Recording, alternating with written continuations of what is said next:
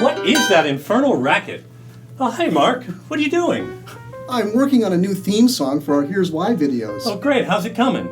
Well, not so great. I'm stuck on this one chord. I can't decide if I should play it in first position or second position.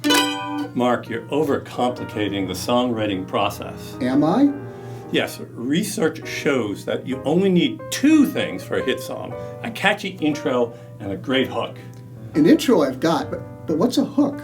In a song, the hook is some part of the song that really stands out, that catches the attention of listeners. It makes the song memorable.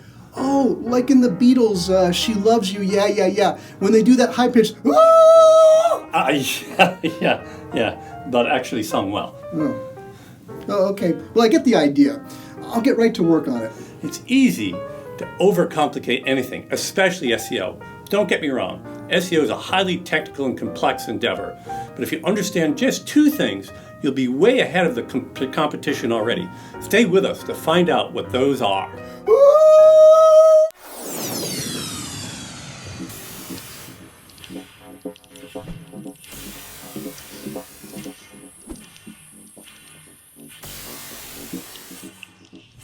Eric, of course we don't know the full list of ranking factors for Google and other search engines, or exactly how they work. But at least we have some good ideas about that, right? Sure.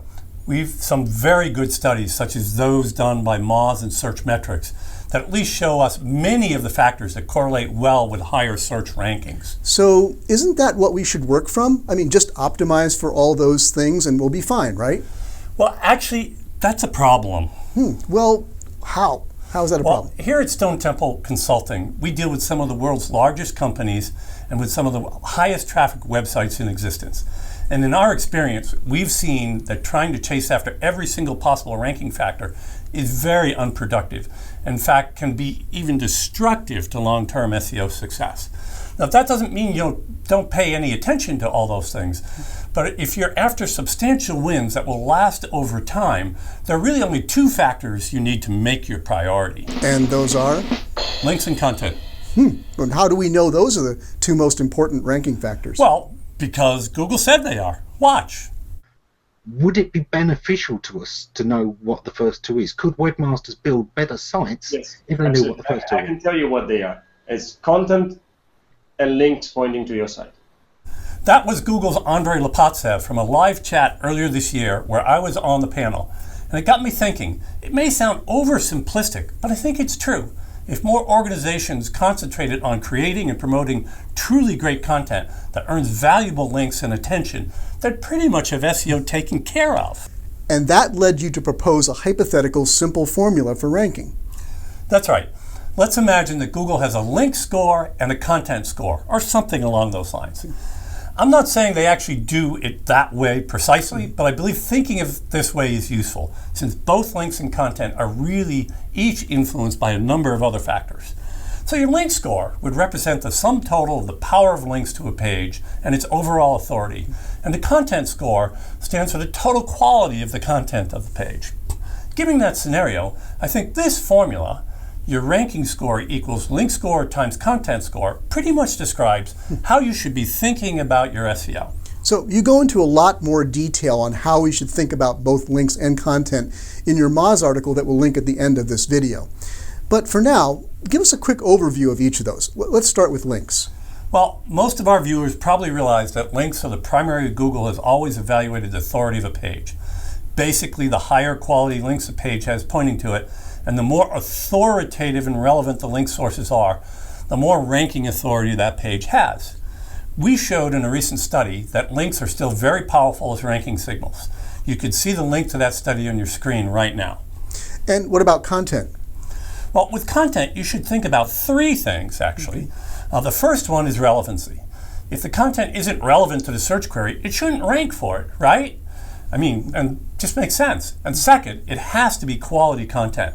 Does it provide the information that people are looking for? Is the information relatively unique to your site? Clearly, it makes sense for the quality of the content to matter a lot.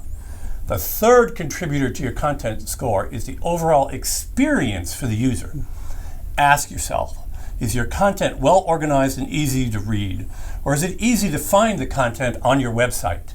Does it effectively communicate its key points? How do people engage with it? If they land on a page that has the answer to your question, can they quickly and easily find that information? We find with great consistency the competitive sites that rank well at Google do well on content relevancy, quality, and user experience. So do content and links both work the same way in ranking? Oh, no, not exactly. While a really superb backlink profile to a page can have a strong and direct effect on ranking, with content, it's a little more subtle. This chart may help illustrate the way content quality helps your ranking. Notice that the y-axis is not labeled ranking, but instead it's labeled chances of ranking. In other words, having a high quality score for your content doesn't by itself guarantee that you'll rank high, but it certainly boosts your chances. And its effect probably goes up exponentially as the quality and uniqueness of your content rises. So I love the way you expressed the relationship between links and content in ranking in one sentence. Now, how did that go? If your content isn't competitive in relevance and quality, links won't help. If it is, links will make the difference. Now, obviously, there's a lot more that goes into ranking than these two factors. Otherwise, we wouldn't keep hearing about the 200 plus ranking factors Google uses. But they do nicely sum up what our priorities should be. And there's some special cases where these two factors are not necessarily the most important. All of that and more is covered in your very thorough article at the Moz blog, which our viewers can find at the link on their screen now. I really urge everyone to give that a read because there's a lot more information there that is critical to understanding this two-factor ranking model. And as always, if you've enjoyed this video, we'd love it if you would subscribe to our Here's Why series and also share this video with others. Now, got your mandolin, Mark? It's never far away, Eric. Great, then let's see how that new theme song for Here's Why is coming.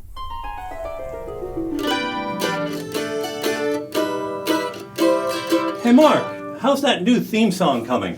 Great. I listened to what you told me and... Well, there's a first time for everything. What? Well, anyway, I came up with a good intro. Hey, that's actually pretty nice. Well, thanks. But wait until you hear the hook. I can't wait. Let's hear it. SEO! Grant the songwriter. Send over a songwriter. Stat. I don't care which one. Anyone.